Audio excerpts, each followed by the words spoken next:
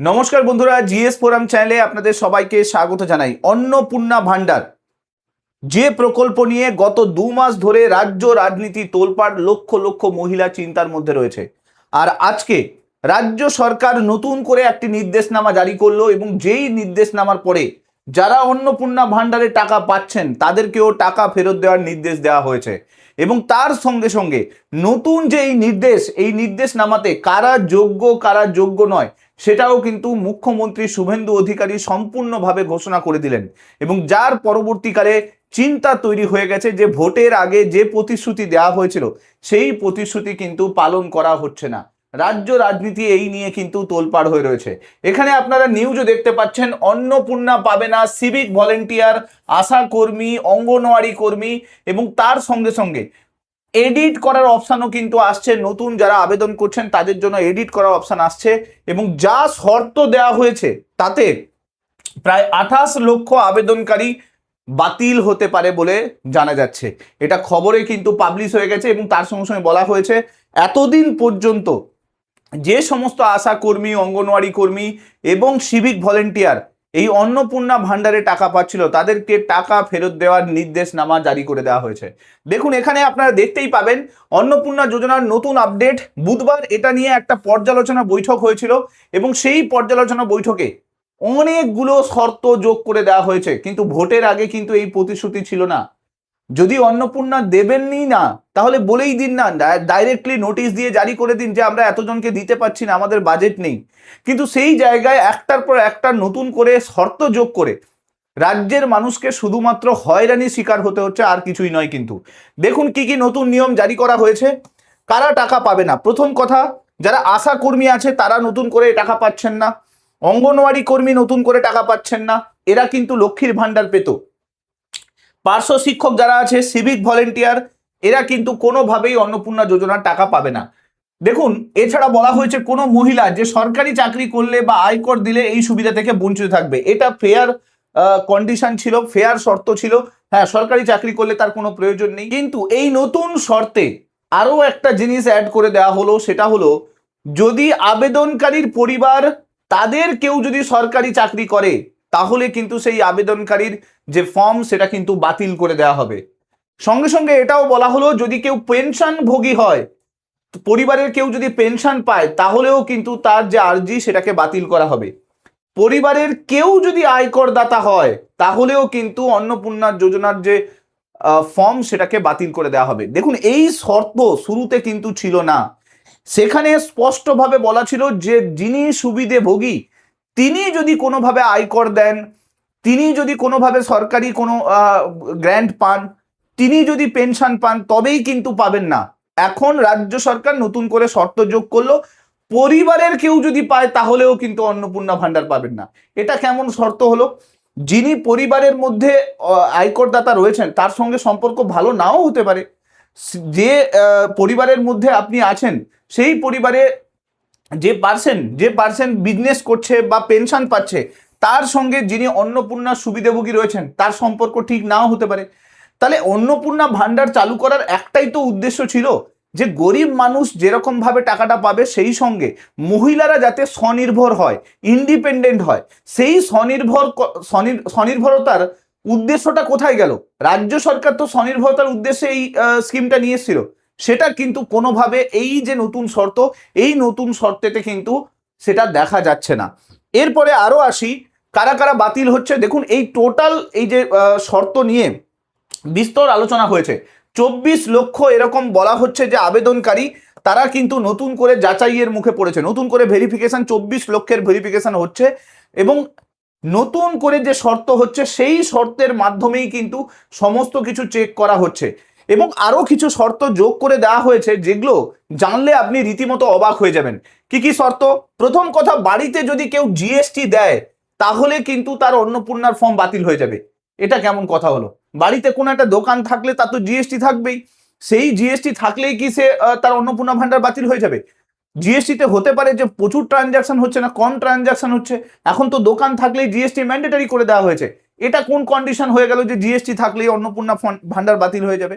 এই ধরনের শর্তগুলো মেনে নেওয়ার মতো নয়। এছাড়া বলা হয়েছে যে বাড়িতে 3টি পাকা ঘর থাকলেই কিন্তু অন্নপূর্ণা ফর্ম বাতিল হয়ে যাবে। আপনারা হয়তো জানেন না, নতুন যে ভেরিফিকেশন হচ্ছে, আইসিডিএস কর্মচারীরা বা আশা কর্মীরা যে বাড়ি বাড়ি গিয়ে ভেরিফিকেশন করছেন, ওনারা যে একটা ফর্ম নিয়ে আসছেন, সেই ফর্মে আপনি ভালো করে লক্ষ্য করবেন, আমি আপনাদেরকে ফর্মটাও দেখিয়ে দিচ্ছি পাশে, যেখানে স্পষ্টভাবে টিক চিহ্ন মারতে হচ্ছে যে বাড়িতে 3টে পাকা ঘর আছে কিনা।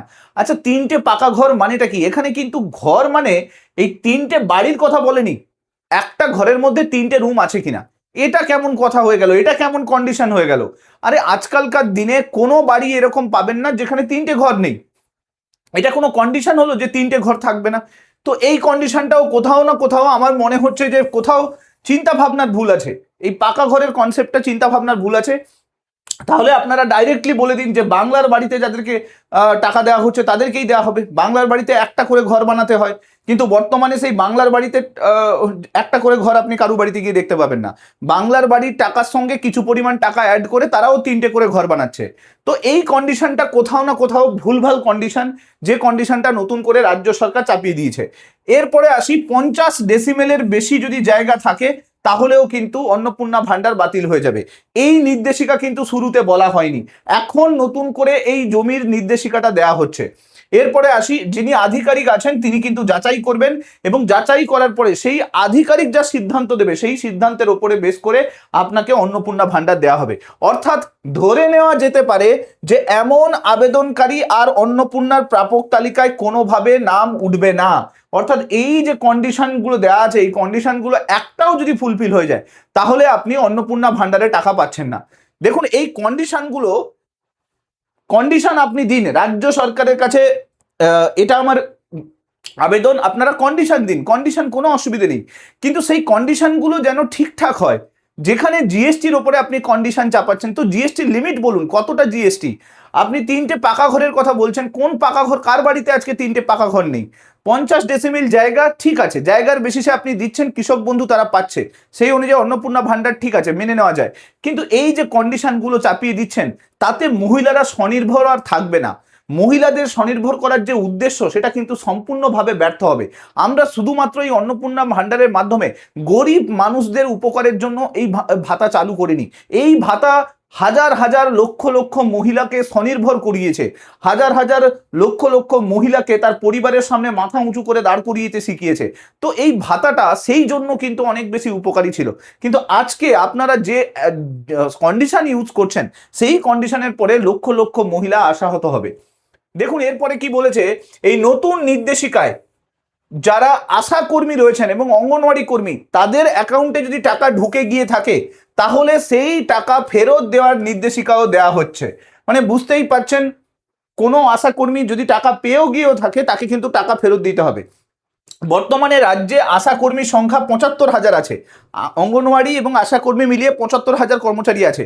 এখন এই 75,000 কর্মচারীর কারুর অ্যাকাউন্টে যদি টাকা গিয়ে থাকে সেটা ফেরত দিতে হবে। লক্ষ্মীর ভান্ডারে এই সমস্ত কর্মচারীরা কিন্তু টাকা পেতেন, সেটা কিন্তু নতুন করে আমরা দেখতে পেলাম যে এই এই সুযোগটা কিন্তু দেওয়া হচ্ছে না। দেখুন, আশা কর্মী, অঙ্গনওয়াড়ি কর্মী এরা কিন্তু অনোরিয়াম পান, এরা কিন্তু সরকারি কোনো ফিক্সড স্যালারি কিন্তু পান না। এরা যা কাজ করে সেই কাজের বেসিসে তাদেরকে টাকা দেওয়া হয়। তো সেই জায়গায় দাঁড়িয়ে অন্নপূর্ণা ভান্ডার এদেরকেও স্বনির্ভর করতো, কারণ যতটুকু স্যালারি আপনারা দেন সেই স্যালারিতে সংসার চলার মতো নয়। তো সেই জায়গায়ও তাদেরকেও স্বনির্ভর করতো, সেই জায়গাটা কিন্তু সম্পূর্ণভাবে আপনারা বন্ধ করে দিলেন। আশা কর্মী ইউনিয়নের হেড ইসমাতারা খাতুন তিনি কিন্তু বলেছেন যে রাজ্য সরকারের সিদ্ধান্তে মেয়েরা মর্মাহত, ক্ষুব্ধ। আগের সরকারের সময় আমরা 1,500 টাকা করে লক্ষ্মীর ভান্ডার পেতাম, গত কিছুদিন ধরে টানা উত্তর 24 পরগনা, মুর্শিদাবাদ, হাওড়া, নদিয়া সহ বিভিন্ন জেলায় মেয়েদেরকে ফোন করছিলাম, এবং মেয়েরা ফোন করছিল, তাদেরকে নির্দেশ দেওয়া হয়েছে যে অন্নপূর্ণার ভান্ডারে যে টাকা পেয়েছে সেটা যাতে বিডিও অফিসে গিয়ে জমা করে দেয় এবং ডাইরেক্টলি লিখে দিয়ে আসে যাতে যে আমরা টাকা নেব না, এইটা যেন একটা কাগজে গিয়ে লিখে দিয়ে আসে।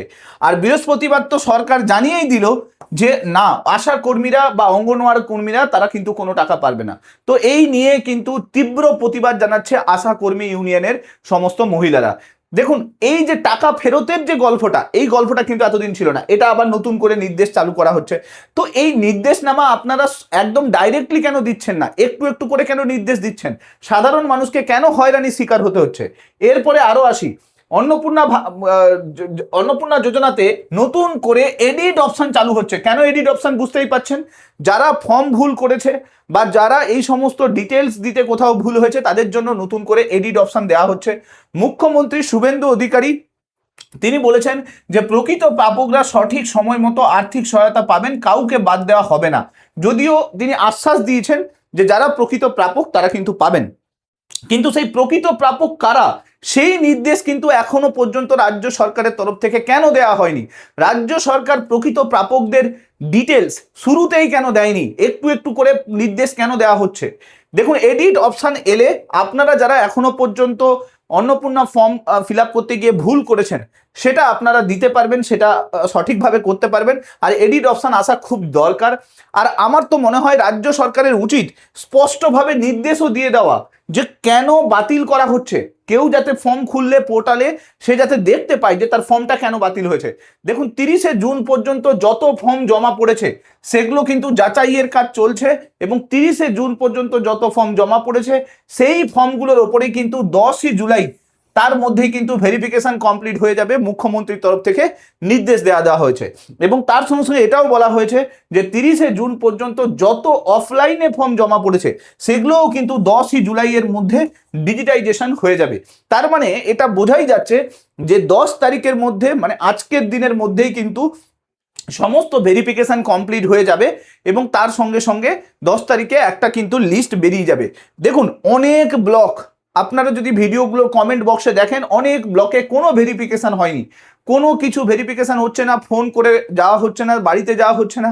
আবার অনেক ব্লকে ভেরিফিকেশন হচ্ছে, এটা মানতে হবে। কিন্তু যে জায়গাতে ভেরিফিকেশন হচ্ছে না সেখানে জানবে কি করে যে তার বাড়িতে কটা বাড়ি আছে, কটা গাড়ি আছে, কত জমি আছে, সেগুলো তো জানতে পারছে না। তো সেক্ষেত্রে ভেরিফিকেশন না হওয়ার পরে তাহলে তাদেরকে অন্নপূর্ণা ভান্ডার কিভাবে দেওয়া হবে? আমি জানি না রাজ্য সরকার কি নতুন নির্দেশিকা দেবে এই বিষয়ে, তবে 10 তারিখ আজকের দিনের জন্য ওয়েট করব। নতুন একটা ভেরিফিকেশনের টোটাল আপডেট আসবে, নতুন স্টেটাস আসবে, যা কিছু নতুন স্টেটাস আপডেট হবে আমি সেগুলো রিলেটেড ভিডিও বানানোর চেষ্টা করব।